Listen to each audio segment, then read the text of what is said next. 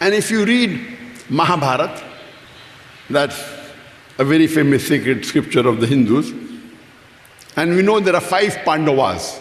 And Yudhishthir, who's the eldest brother, he asks Bhishma, his brother, that what should we give in yagna, in puja, in food, so that the gods will be satisfied. Hinduism believes in giving food to God, so he's satisfied. So the elder brother Yudhishthira asked Bhishma, what food should we give in yagna, in puja, so that our ancestors will be satisfied? So Bhishma replies, if you give fruits, barley and rice, our ancestors will be satisfied for 1 month. If you give fish, for 2 months. If you give mutton, for 3 months. If you give hair, for 4 months.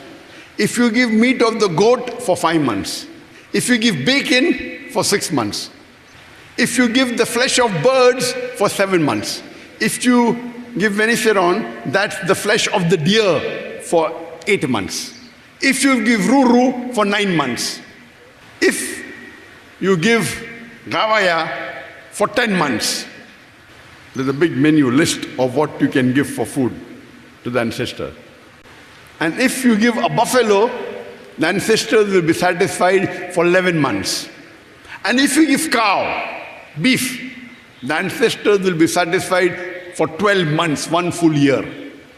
And if you give a large bull, they'll be satisfied for 12 years.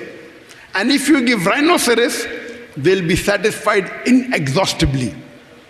And it continues that if you give red meat of the goat, also they will be satisfied inexhaustibly, forever. There's a big menu given in Mahabharata Anushasan Parv, chapter 88, on what food you can give. It contains all the variety. So the Hindu scriptures allows a Hindu to have non-veg food.